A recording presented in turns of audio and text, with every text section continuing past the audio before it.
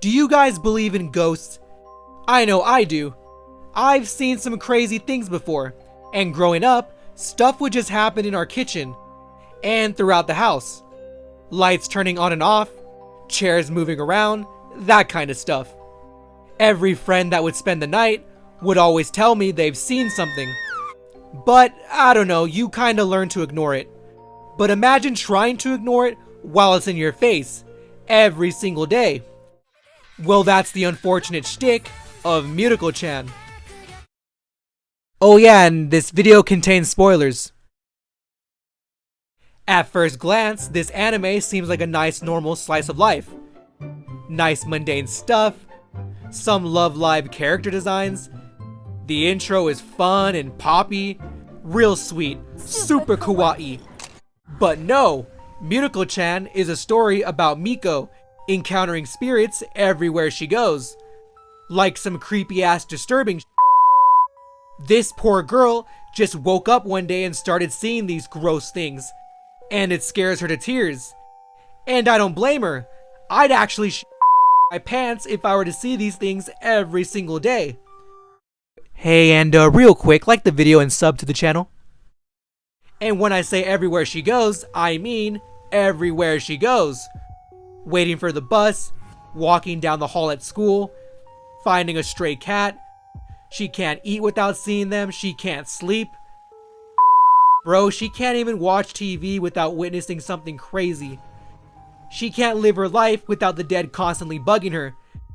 And honestly, it's pretty funny. This is one of those series that combines horror and comedy.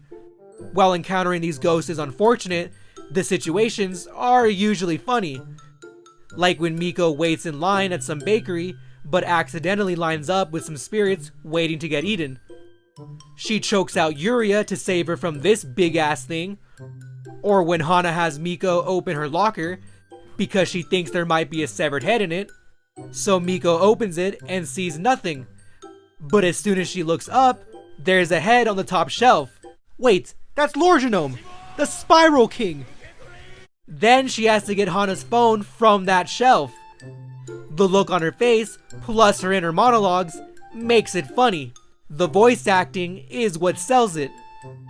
Or when she sprays Hana with hand sanitizer to see if it'll get rid of the spirit wrapped around her.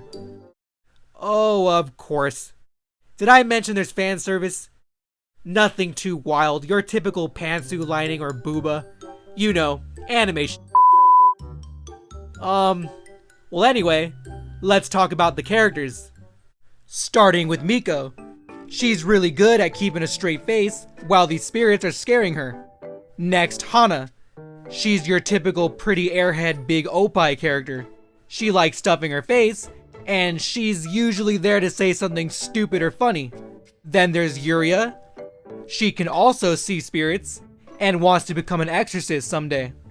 She also thinks Miko is a powerful exorcist, and she's scared of her. Also there's Mitsui, aka the Godmother, who sold Miko prayer beads. Then she retired back home because they kept exploding. Zen, their creepy substitute teacher with these crazy spirits. I'll get back to that. Miko's mom and dad, normal parents. Her brother, who's pretty weird. If you know the bath scene, then you know why he's weird.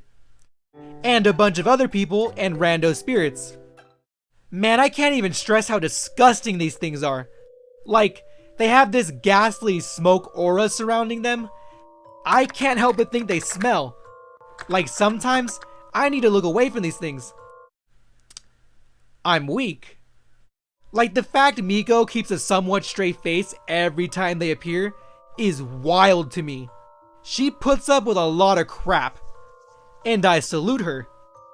So these spirits are menacing, and I understand being tired of getting scared by them. But aside from all the creepy oh, and the comedy, and also the fan service, there's actually some pretty damn sad and wholesome moments.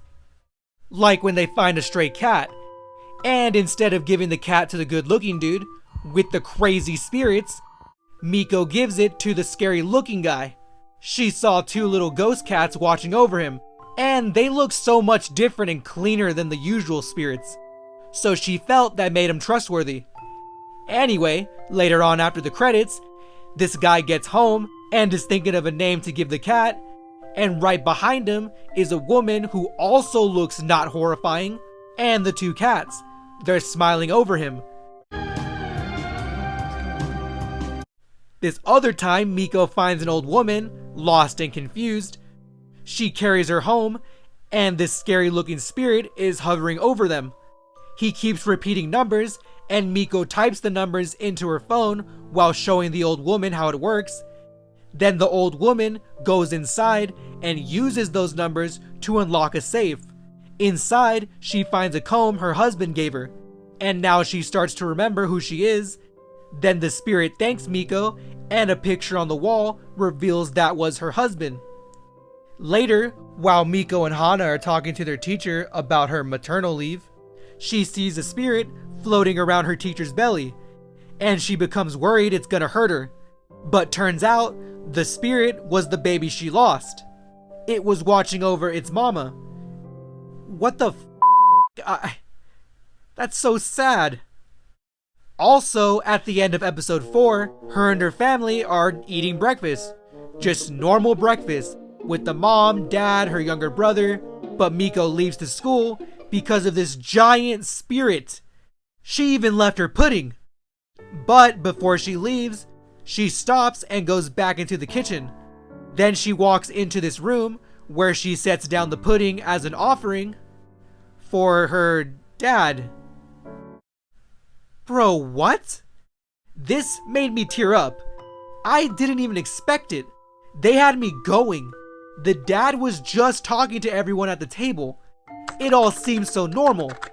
I guess I didn't realize they couldn't see him. And then the dad apologizes for eating her pudding the year prior.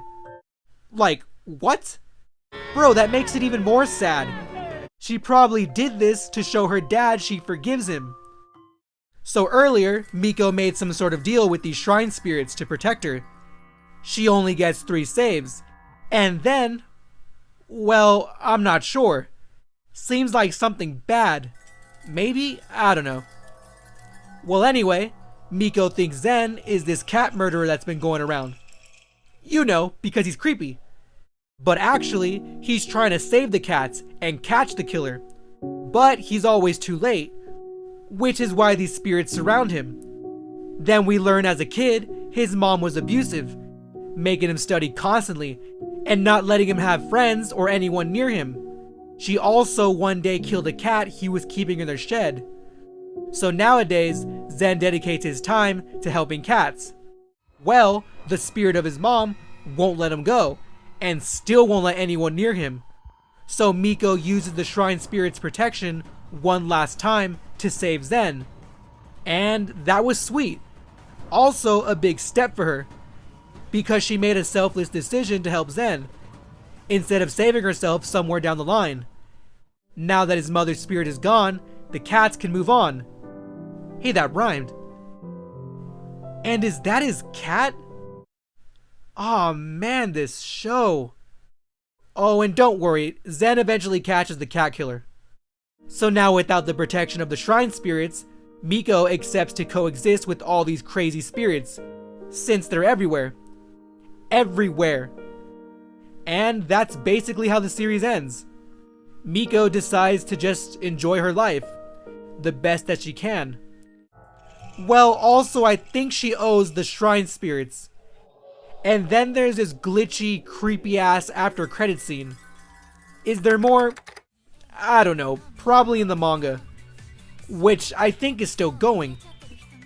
To be honest, I wasn't really into the concept for this series when I first heard about it. But you know, I really enjoyed Mieruko Chan. It has a lot of heart. No regrets here. It has a score of 7.4 on my anime list. And you know what? That's fair. So now that I know I like the anime, I'll give the manga a read at some point. Even though I hear it's controversial, I still can't believe this series made me tear up. Wild. Well, bye.